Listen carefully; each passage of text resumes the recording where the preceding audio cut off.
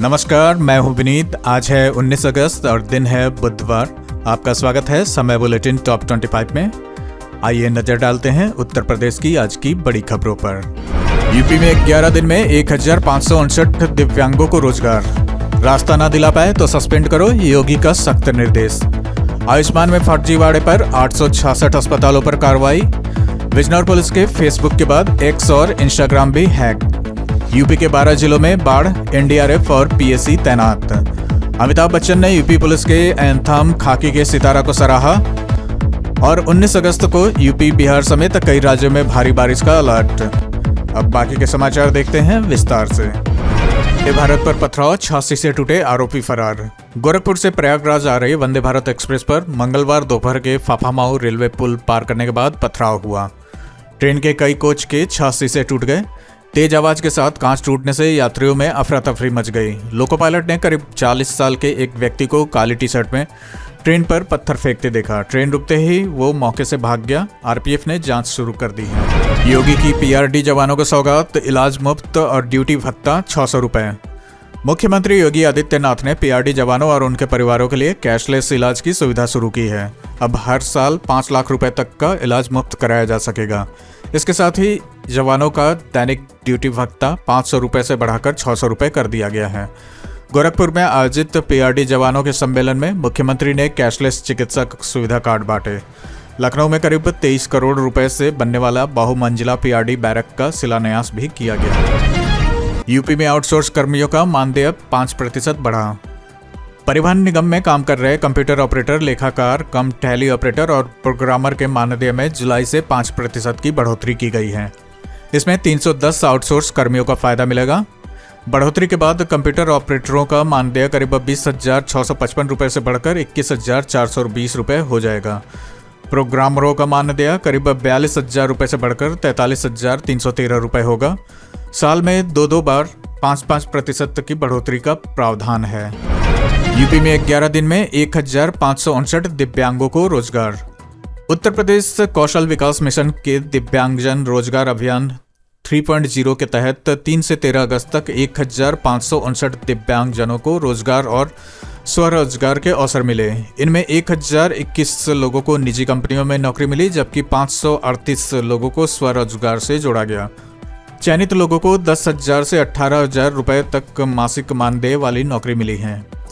कानपुर में सबसे ज्यादा 149 दिव्यांग युवाओं को रोजगार मिला। अब कम खर्च में मालगाड़ी से भेज सकेंगे लोडेड ट्रक। रेलवे ने ट्रकों को मालगाड़ी से भेजने की 2022 की roll on roll of policy में बदलाव किया है।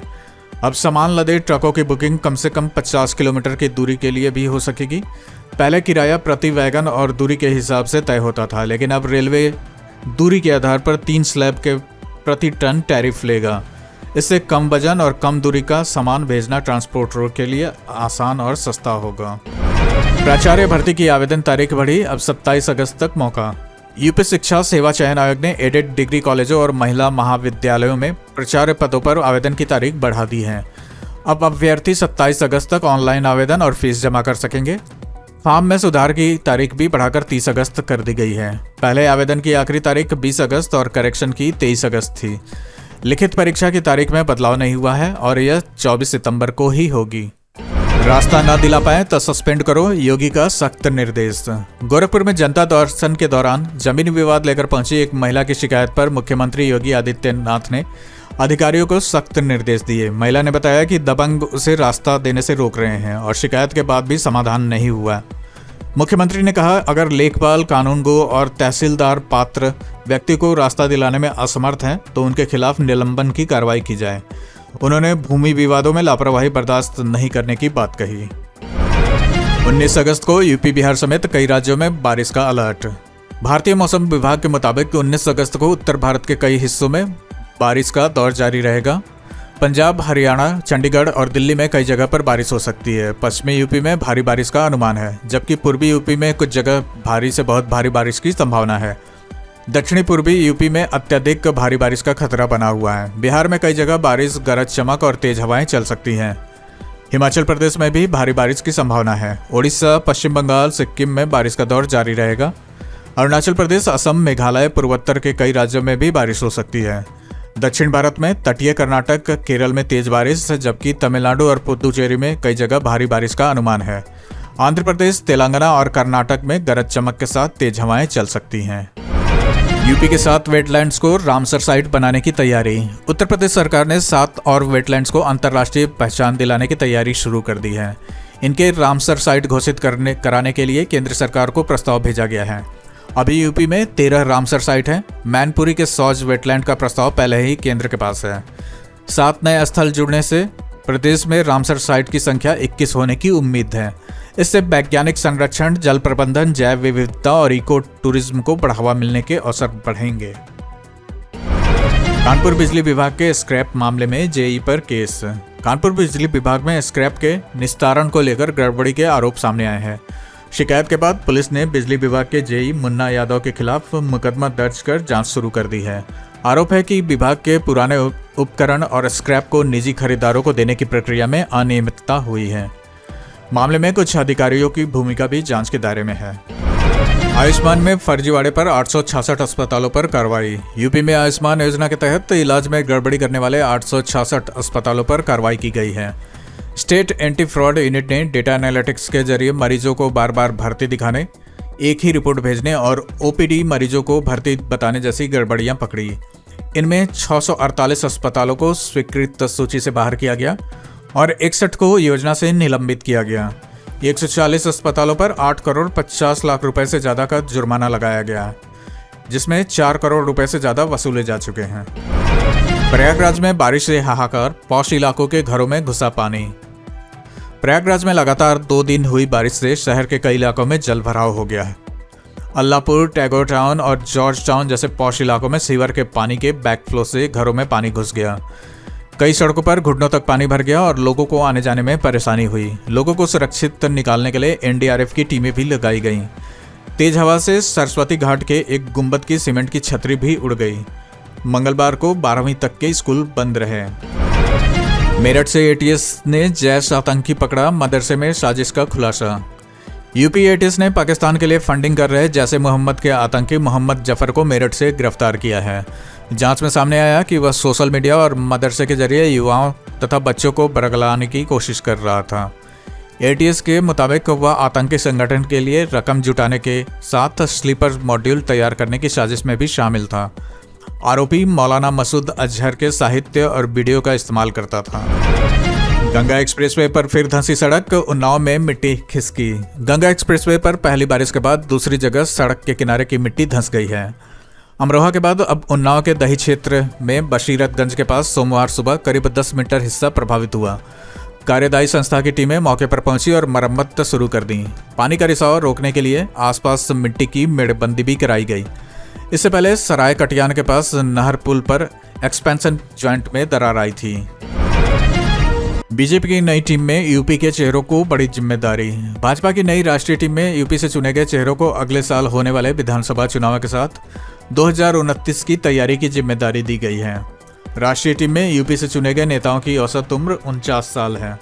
पार्टी जातीय समीकरणों के हिसाब से इन्हें अलग अलग राज्यों में अभियान पर उतारने की रणनीति बना रही है। अल्पसंख्यकों की आशंकाएं दूर करने और देश भर में बिखरे ओबीसी वोटों को जोड़ने पर भी खास फोकस होगा। प्रयागराज मंडल की 470 संपत्तियां होंगी नीलाम। प्रयागराज, प्रतापगढ़, फतेहपुर और कौशाम्बी में करीब 470 संपत्तियों की नीलामी की प्रक्रिया गृह मंत्रालय ने शुरू कर दी है। प्रयागराज में 6 संपत्तियों की हाल में नीलामी हो चुकी है। अब सदर, करछना, फूलपुर और सुराव तहसील की 42 संपत्तियों की नीलामी की तैयारी है। नीलामी ऑनलाइन होगी और कोई भी आवेदन कर सकेगा। सरकारी आंकड़ों के मुताबिक प्रयागराज मंडल में 700 से ज्यादा शत्रु संपत्तियां हैं। राम मंदिर चढ़ावा चोरी मामले में चंपत राय और अनिल मिश्रा को क्लीन चिट। राम मंदिर चढ़ावा चोरी मामले में ट्रस्ट के पूर्व महासचिव चंपत राय और ट्रस्टी अनिल मिश्रा को एसआईटी के अंतिम रिपोर्ट में क्लीन चिट मिली है। रिपोर्ट में दोनों के नाम नहीं है। शासन को सौंपी गई रिपोर्ट आगे की कार्रवाई के लिए श्री राम जन्मभूमि तीर्थ क्षेत्र ट्रस्ट को दी गई है। सूत्रों के मुताबिक रिपोर्ट में सिर्फ 8 लोगों के नाम है जिन्हें पहले ही गिरफ्तार किया जा चुका है। हालांकि सुप्रीम कोर्ट की निगरानी में गठित दूसरी एसआईटी की जांच अभी जारी है। भारत नेपाल सीमा के विवाद के लिए ड्रोन से होगा सर्वे। भारत नेपाल सीमा पर जमीन से जुड़े विवादों को सुलझाने के लिए अब ड्रोन से सर्वे किया जाएगा।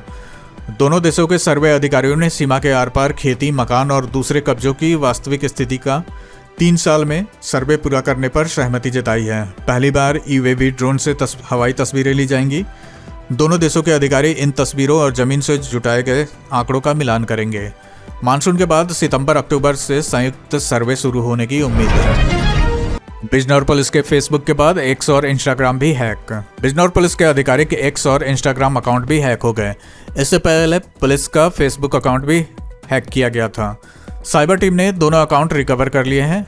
हैकर ने एक्स अकाउंट का नाम और प्रोफाइल फोटो बदलकर ether.fi कर दिया और क्रिप्टो करेंसी से जुड़ी पोस्ट की गई। बिजनौर पुलिस ने लोगों से अपील की है कि हैक किए गए अकाउंट से आए गए किसी भी लिंक पर क्लिक न करें और निजी तथा बैंकिंग जानकारी साझा न करें। नोएडा में 1 करोड़ 48 लाख की चोरी का खुलासा, 6 गिरफ्तार। नोएडा सेक्टर 20 पुलिस ने करीब 1 करोड़ 48 लाख रुपए की चोरी का खुलासा करते हुए 6 आरोपियों को गिरफ्तार किया है। पुलिस ने 500 रुपए के नोटों के 296 गड्डियों समेत पूरी रकम बरामद की है। वारदात में इस्तेमाल बिना नंबर प्लेट की औरा कार भी मिली है। पुलिस के मुताबिक रकम सेक्टर 25 के एक गैराज से चोरी हुई थी। जांच के दौरान करीब 400 CCTV कैमरों की फुटेज खंगाली गई, जिसके बाद आरोपियों तक पुलिस पहुंची। यूपी के 12 जिलों में बाढ़, NDRF और PSC तैनात। यूपी के 12 जिलों में बाढ़ की स्थिति बनी हुई है। घाघरा और शारदा नदियां खतरे के निशान से ऊपर बह रही हैं। बाढ़ से 166 गाँव और 64,402 लोग प्रभावित हुए हैं। राहत के लिए 1,586 बाढ़ चौकियां और 1,273 शरणालय बनाए गए हैं। NDRF और PSC की टीमें तैनात है। 69 मेडिकल टीमें और 51 एम्बुलेंस भी तैयार रखी गई है। सरकार के मुताबिक 1 जून से 16 अगस्त तक प्रदेश में 381 मिलीमीटर बारिश हुई, जो सामान्य से करीब 22% कम है। नमो घाट पर पर्यटकों से मारपीट, सुरक्षा कर्मियों पर आरोप। वाराणसी के नमो घाट पर बिहार के भभुआ से घूमने आए युवकों से मारपीट का वीडियो सामने आया है। वीडियो में गेट नंबर 2 के पास 5-6 लोग युवकों को घेर कर पीटते दिख रहे हैं। इनमें घाट के सिक्योरिटी गार्ड भी नजर आ रहे हैं। आरोप है कि नौका चलाने वाले कुछ नाविकों और सिक्योरिटी गार्डों ने मिलकर युवकों को घेरा और मारपीट की। सोमवार रात 10 बजे घाट से बाहर निकलते समय विवाद हुआ था। यूपी में खादी का बदलेगा लुक, युवाओं को पसंद आएंगे नए डिजाइन। यूपी में खादी को युवाओं की पसंद बनाने के लिए उसके डिजाइन, ब्रांडिंग, पैकेजिंग और गुणवत्ता में बदलाव की तैयारी है। खादी को आधुनिक तकनीक और नए डिजाइन से जोड़ने के साथ उसकी मार्केटिंग मजबूत करने पर भी जोर दिया जा रहा है। मंगलवार को खादी एवं ग्रामोद्योग बोर्ड में 63 खादी संस्थानों के प्रतिनिधियों के साथ बैठक हुई। इसमें बदलते फैशन, बाजार और मांग के हिसाब से खादी को नया रूप देने पर चर्चा हुई। आगरा में 10 तेंदुओं की खाल बरामद, मास्टरमाइंड समेत 9 गिरफ्तार। यूपी वन विभाग, मध्य प्रदेश STF और वन्य जीव अपराध नियंत्रण ब्यूरो की संयुक्त कार्रवाई में आगरा से 10 तेंदुओं की खाल, कटे सिर, दांत, नाखून, मूछें और हड्डियां बरामद हुई हैं। मामले में मास्टरमाइंड केसों समेत 9 आरोपी गिरफ्तार किए गए हैं। जांच के मुताबिक आरोपी कूनो, मुरैना और श्योपुर जंगलों में तेंदुओं का शिकार कर दिल्ली, हरियाणा और राजस्थान तक तस्करी करते थे। मामले में वाइल्ड लाइफ SOS की भूमिका को लेकर भी सवाल उठे हैं। यूपी पुलिस के एंथम पर अमिताभ बच्चन का खास अंदाज में सलाम। अमिताभ बच्चन ने उत्तर प्रदेश पुलिस के पहले आधिकारिक एंथम खाकी का सितारा की तारीफ की है। उन्होंने सोशल मीडिया पर लिखा कि कुछ सितारे आसमान में चमकते हैं और कुछ खाकी पहनकर जमीन पर। यह एंथम 14 अगस्त को मुख्यमंत्री योगी आदित्यनाथ ने लॉन्च किया था। इसमें कानून व्यवस्था, महिला सुरक्षा, ट्रैफिक मैनेजमेंट, तकनीक, आपदा राहत और जन सेवा में पुलिस की भूमिका दिखाई गई है। इसे तैयार करने में 1 साल से ज़्यादा समय लगा। इसी के साथ आज की खबरों का सिलसिला हम यही समाप्त करते हैं। अगर आपको लगता है कि ऐसी खबरें ज़रूरी हैं तो चैनल सब्सक्राइब करके जुड़े रहिए।